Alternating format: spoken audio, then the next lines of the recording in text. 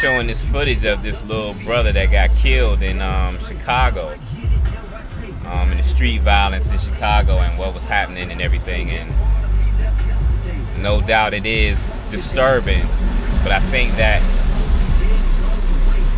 there's also other components that people aren't looking at that needs to really be discussed. The kids there in Chicago in the inner city, man, the inner cities all over the United States, they're suffering from the same thing that the soldiers are suffering from when they come back from Iraq and from wars. They're suffering from post-traumatic stress syndrome, post-traumatic stress disorder, whatever you want to call it, P.T.S.D, along with an array of other emotional issues, you know what I mean? I mean, living in that environment that they live in is definitely mentally stressful and will have an effect on your behavior. As well as the fact that when you look at that video, that if that's a community center, it doesn't look inviting at all. I mean, it looks like a ghost town. It looks, there was no adult supervision. If that's if they're aware of all those problems that they're having in Chicago, why would you have a community center where kids, different kids have to come, or are coming, not have to come, but are coming to, congregate and not have any adult supervision to tell them where to go, where to be. I didn't see not one adult, anywhere. A police car, an adult from the community center directing traffic or anything. So, it's like, you have this, you create this situation, or you allow this situation to be created where these kids are congregating. And it's like the Lord of the Flies, it was just like that movie, The Lord of the Flies, where, one of the kids, they were on the beach, jumping around with a bonfire and sticks and everything, and one of their most innocent members of their crew came in, but because they were so hyped up in the first place, they saw him and they beat him down, stabbed him to death, and the whole, it just looked like The Lord of the Flies, a reenactment to me. And like I said, there was no adult supervision, there was no intervention. The little guy didn't, the little brother didn't have to lose his life like that on the streets, and I think that a lot of people need to be held accountable in the city, because if that's a community center, that community center looks like the design of it, first of all, it looks like a prison. It didn't look like it doesn't look like a community center, a place to mentally stimulate the youth.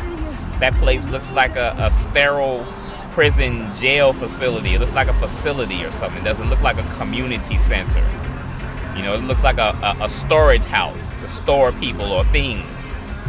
So calling it a community center, okay, but make it community, make it feel like it's supposed to feel. When I go in places in other parts of the city where there's mostly white Americans that live there, their community centers have paintings out there, there's carvings and plants and all types of things. It doesn't look anything like that community, so-called community center. There was a wall right there. It looked like it was an execution wall or something.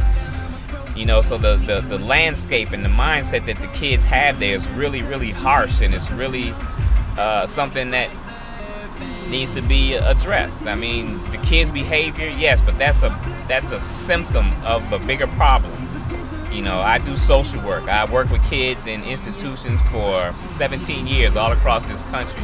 New York, North Carolina, Atlanta, and I know the kinds of kids and the issues that the kids are having in these places, and the medications that they're having these kids take, and it's a big problem, and we need to address it from the standpoint of a behavior issue that's going on. There's undiagnosed behaviors that's going on in these inner cities with these kids, and P.T.S.D, the stress that the soldiers come back and then they find themselves in situations with domestic violence and crime. It's the same thing that's happening with these youth that's on the street in Chicago, New York, LA, all across America. It's the same thing. The ghettos and the poverty that they live in, the stressful situations, the crime that's happening there.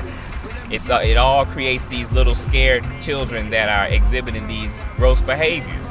And it's because they're suffering from post-traumatic stress syndrome of living in this urban environment where you have gunshots, you have cinder blocks for your wallpaper, you have iron doors slamming in your sleep, you have arguments, you have police sirens, you have an array of different things that people in the suburbs don't have to worry about, and they can sleep peacefully at night and wake up peacefully in the morning at least.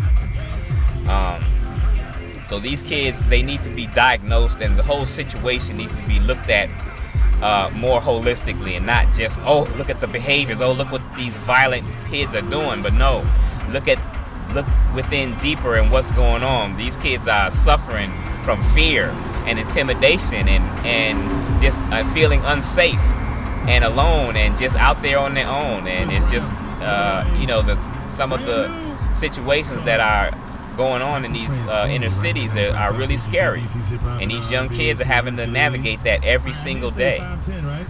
So they shouldn't be pointing the finger at the kids and saying that they're the reason why the city didn't get the Olympics and all this and that. And I think that's totally wrong, and it's abusive, and it's detrimental. And this is why the kids, when you keep making it like they're the negative problem, then they begin to think like, okay, well, if I'm a problem, I'm gonna act like one. I'm gonna show you what a problem is. But we need to sit down and discuss what we need to do about these troubled individuals that are living undiagnosed and untreated.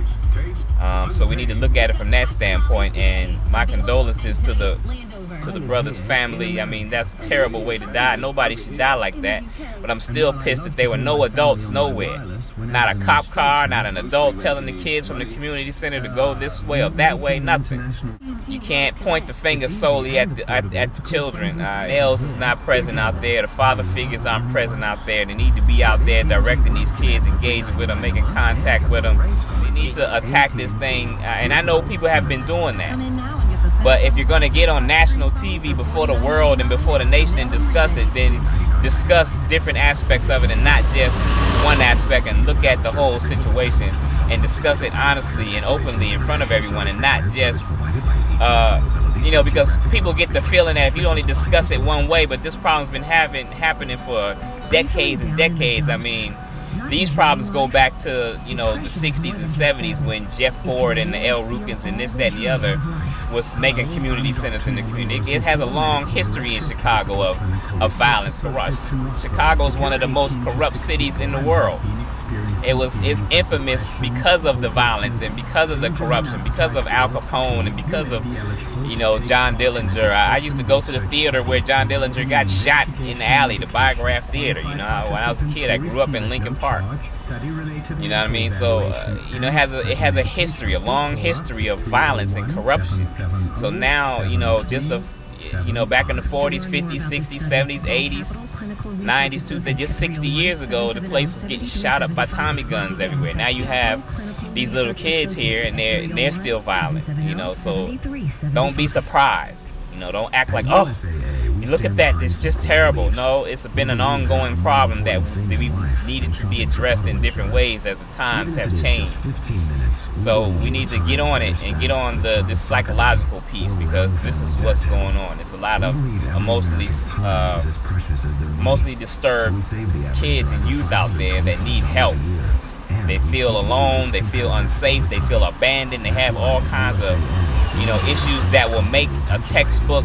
If you read some of these disorders, you see the textbook behaviors. It's not rocket science. All right, so we need to get on that and stop pointing the finger and trying to demonize the kids there. Don't demonize the kids. Humanize, keep them human, and make sure that we examine them and take care of them and see how we can heal them, because they're hurting. And when someone's hurting, they hurt others, and we saw that. We saw them hurt someone to the point of taking their life. All right, so we need to get on, some type of effort where there's a deployment of some psychologists, some social workers, and we need to get some programs, like I said, it's not rocket science. When you have young teenage boys, they have this juvenile inspiration inside them. They want to challenge each other's might and strength and this and that. And if it gets degenerate with violent behaviors because the environment is degenerate, I mean, it's not rocket science to see why that is. But if they have constructive ways to take out their natural urges of competition and challenging each other, then we won't see these types of things. But until we address this thing from a psychological, from a psychological standpoint, then we're going to continue to go around in a circle and fail to address the issue. All right, so let's stop that.